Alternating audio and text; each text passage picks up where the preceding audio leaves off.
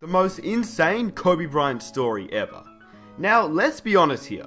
When talking about Kobe Bryant, the Black Mamba, you can make at least 50 videos talking about an insane Kobe Bryant moment. He was in the league for 20 years and had countless incredible stories each and every year. Now, if you guys want to watch a video talking about 7 of his best stories, I'd advise you to go over to Michael Zemmer's channel after this video and watch his. This story I'm about to tell you is one that Mike didn't put in his video, and to be honest with you, in my opinion, it's his craziest story. If not, it's definitely top 5. Now, this story not only shows how dedicated to the game Kobe truly was, but it shows how much Kobe Bryant practiced each day to even realize what was happening at the time. That probably doesn't make any sense, so let me explain. Here is the most insane Kobe Bryant story ever. I will also say this is from Gerald Henderson's article in the Players Tribune, which I'll leave a link to in the description box down below. The story starts in Charlotte 2009. At this point, Kobe Bryant was at the peak of his powers and hitting clutch shot after clutch shot. It was the year he won his 4th NBA championship and was playing really well. It was during the regular season, and Kobe was having his normal pre-game shoot-around. I mean, if you've ever seen Kobe before a game shooting, he rarely misses. To be fair, there's no defender at all, which most NBA players are able to knock down these shots, but on this day, Kobe couldn't hit one shot. I mean, maybe he was just not feeling it this day. It happens. Players can sometimes just feel a little tired on back-to-backs, injuries can take over, but usually it's fatigue after a back-to-back game and things of that nature. Except, this is Kobe Bryant we're talking about here. This isn't just a regular player. Kobe was missing wide open shots after wide open shots with no defenders around him. So obviously something seemed a little bit odd. Kobe Bryant missing wide open shots, no defenders around him, that seems really fishy. So Kobe Bryant proceeds to walk to the middle of the court, looks directly at the rim, turns around and says, "There's something wrong with the rim." Not his shot, the rim. He said that to Gerald Henderson. The first thing that Kobe Bryant ever said to him. In fact, this was the first time they'd ever actually met. Well, kind of. At the time, like I said, Henderson was playing in Charlotte, but it was actually his rookie year in 2009, and the Lakers were visiting. Now, Henderson had looked up to Kobe his entire childhood, just as Kobe Bryant had looked up to Jordan, and how most players entering the NBA look up to LeBron James nowadays. I mean, playing your idol or a player that you looked up to is a pretty big deal.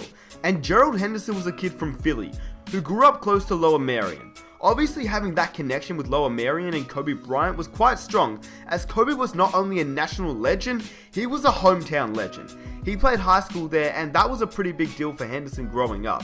He said that when he was 9 years old, his dad brought him to a high school game where Kobe Bryant dropped 50 points and sat for the 4th quarter. He also said he had visions of Kobe Bryant pulling up from one step inside the half court and draining it, and then walking back on defense with a strut, as if he knew just how good he was. He did. Lower Merion was a small gym, standing room only. Everyone was there to see him.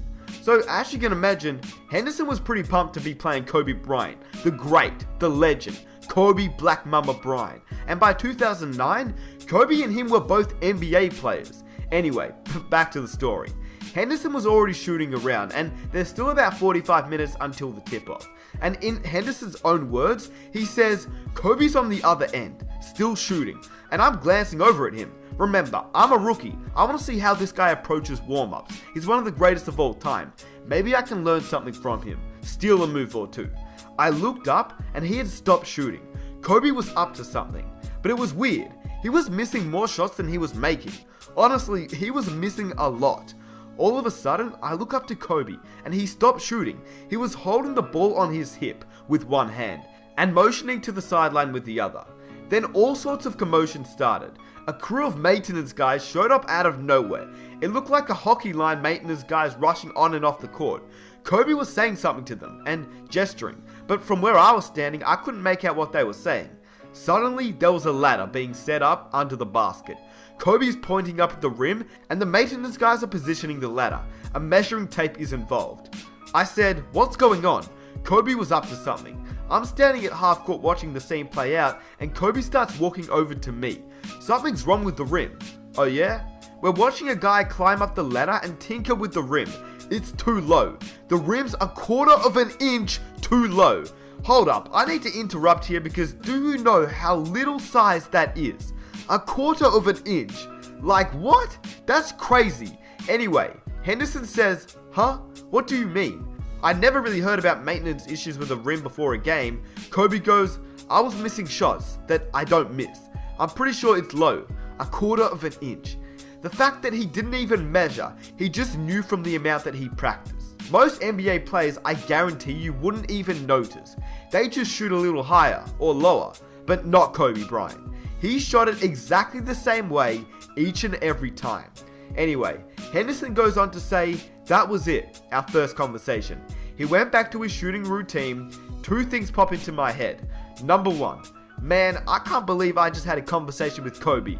And Kobe, maybe it's not the rim. Maybe you're just missing shots. Kobe finished the game with 30 points. After the game, I was walking off and I saw one of the maintenance guys, one of the guys who was carrying the ladder onto the court during warm-ups. I had to ask, hey man, what was up with the rim before?